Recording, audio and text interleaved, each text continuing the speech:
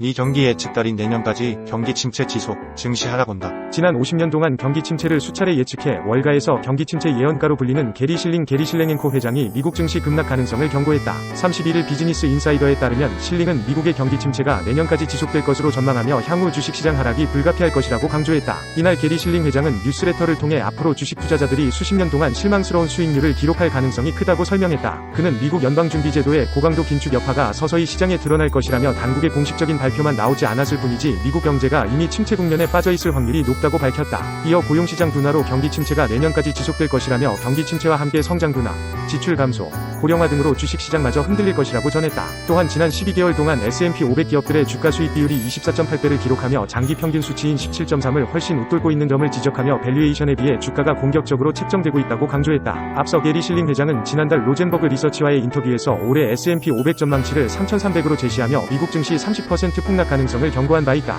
작년 버켄스탁 상장 이후 미국 기업 공개 시장 최대어로 주목받던 아머스포츠가 당초 계획보다 작은 규모인 13억 달러를 조달하는 데 그쳤다고 1월 31일 블룸버그가 보도했다. 핀란드에서 설립된 아머스포츠는 테니스 황제 로저 페더러의 라켓으로 널리 알려진 윌슨과 이재용 패딩으로 유명한 아크테릭스, 스키용품 브랜드 살로몬 등 인기 스포츠용품 브랜드를 소유하고 있다.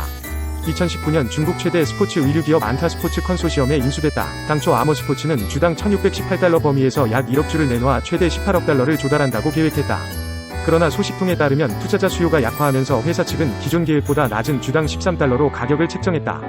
이렇게 되면 아머스포츠는 13억 달러를 조달하고 초기 시가총액은 63억 달러가 된다.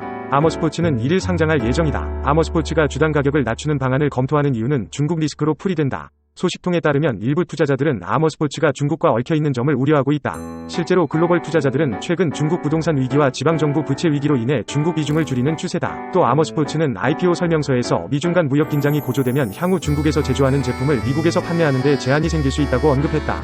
안타에서 인수한 뒤 아머스포츠의 중국 의존도가 늘었다. 현재 아머스포츠는 중국의 공급업체와 제조시설을 보유하고 있으며 2022년 제3자 공급업체에서 공급받은 제품의 약 33%가 중국에서 제조됐다. 부채도 우려사항이다. 아머스포츠는 2023년 9월 말 기준 55억 달러 이상의 미결제 대출을 보유하고 있다.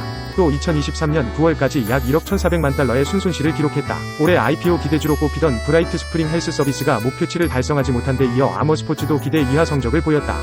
블룸버그는 실망스러운 결과로 IPO 시장 초기 회복을 냉각시킬 수 있다며 작년 9월 암이 시장에서 기대했던 만큼 반등하지 못했고 이후 일부 IPO는 제한 가격 아래로 떨어졌다고 보도했다. 미국 중앙은행이 31일 열린 올해 첫 연방공개시장위원회에서 기준금리를 4연속 동결하면서 정책결정문 내용을 대거 바꿔 그 배경에 대해 관심이 쏠리고 있다. 일반적으로 긴축에서 완화로 통화정책 방향을 전환하거나 기준금리 변동폭을 크게 바꿀 때 결정문을 수정하는 점에 비춰 이번 FOMC는 예외적이라는 분석이 많다. 향후 정책 방향의 대전환을 예고하는 것일 수 있다는 관측이 나온다. 패드는 이날 만장일치로 연 5.25%, 5.50%인 기준금리를 동결하면서 정책 결정문 내용을 수정했다. 우선 이전 FOMC 때엔 경제활동 증가세가 둔화하고 있다고 했지만 이번엔 경제활동은 견조한 속도로 확장되고 있다고 보쳤다. 패드는 은행 위기나 신용 여건에 대한 문구는 삭제했다. 우선 기존에 있던 미국 은행 시스템은 건전하고 보궐력이 있다는 표현을 뺐다. 이어 가계와 기업에 대한 긴축적인 금융 및 신용 여건이 경제활동이나 고용, 인플레이션에 부담을 줄 가능성이 있으며 그 영향은 불확실하다는 내용도 제외했다. 그러면서 고용과 인플레이션에 대한 문구는 새로 추가했다. 고용 및 인플레이션 목표를 달성하는 리스크가 좀 더 균형을 맞춰가고 있다고 판단한다거나 경제 전망은 불확실하며 FOMC는 인플레이션 위험에 많은 주의를 기울이고 있다는 표현이 대표적이다. 이와 함께 패드는 추가 정보와 통화정책에 대한 영향을 계속 평가하겠다는 내용을 빼고 정책금리 목표 범위를 조정하려고 고려할 때 새로 들어오는 데이터와 전망, 리스크 간 균형을 신중하게 평가하겠다고 내용을 수정했다. 시장에선 조기 금리 인하와 관련된 부분이 가장 많이 바뀌었다는 반응이 많았다. 패드는 이번 결정문에서 위원회는 인플레이션이 2%를 향해 지속 가능하게 움직이고 있다는 강한 확신이 들 때까지 목표 범위를 하향 조정하는 건 적절하지 않다고 본다고 강조했다.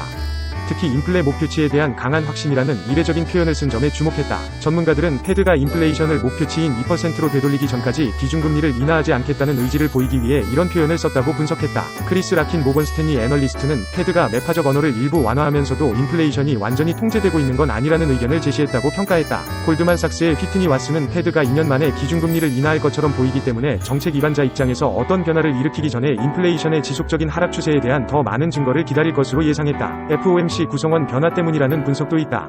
이번부터 FOMC에서 통화정책을 결정하는 투표권이 있는 지역 연방은행 총재 4명이 바뀌었다.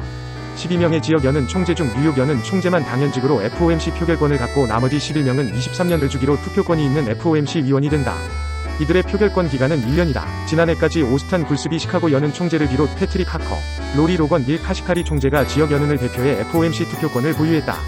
올해부터는 이들을 대신해 로레타 메스터 토마스 바킨 레피얼 보스틴 메리 데일리 총재가 1년간 표결권이 있는 FOMC 위원으로 활동한다.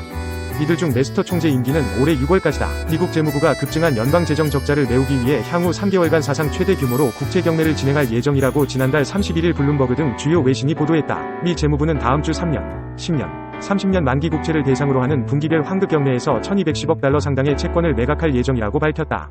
이를 통해 159억 달러를 신규 조달하고 2월 15일 만기가 도래하는 1051억 달러를 상환한다. 애널리스트들은 국채 경매 규모 증가가 시장의 기대치에 부합한다고 밝혔다. 국채 발행은 2년물과 5년물 경매가 기록적인 규모를 기록할 것이라고 전했다. 특히 4월에 있을 5년물 경매는 700억 달러에 달하며 2년 이상 만기 채권에 대해서는 역대 최대 규모다. 차입 수요를 충족시키기 위해 2년물과 5년물 국채 경매 규모는 월 30억 달러씩 증가할 예정이다. 지난 분기와 동일한 속도다. 10년물과 30년물 경매는 각각 20억 달러와 10억 달러씩 증가할 전망이다. 채권 경매 규모를 대폭 확대한 것은 연방 재정 적자가 급증한 탓이다. 정부 지출은 느는데 세수는 늘지 않아 미국 정부는 지난 몇 분기 동안 차입을 늘려왔다. 지난해 연방정부 적자는 1조 7천억 달러에 달한다. 다만 재무부는 장기 채권 경매가 급증하는 것은 이번이 마지막일 것이라고 밝혔다. 재무부는 현재 예상되는 차입 수요에 근거해 적어도 향후 몇 분기 동안은 이번 발표 이상으로 채권 경매 규모를 더는 늘릴 필요가 없을 것으로 예상한다고 밝혔다. 마이크 리델 알리안츠 글로벌 인베스터스 채권 펀드 포트폴리오 매니저는 미국 대선을 앞두고 공급 역학이 투자자들의 레이더에 점점 더 많이 포착될 것이라며 특히 도널드 트럼프 전 미국 대통령이 당선된다면 법인세율을 21%에서 15%로 낮추기 위한 계획으로 적자가 증가할 것이기 때문에 그렇다고 말했다. 월가는 미 재무부가 국채 발행을 더 늘리지 않기로 한 점에 대해서는 긍정적으로 평가했다. 하드라이 가비 ING 미주 연구 책임자는 좋은 소식은 발행량이 전반적으로 정점에 이르렀다는 전망이라며 채권 발행은 여전히 우려스럽지만 더 증가하지 않는다는 것은 희망적이라고 평가했다.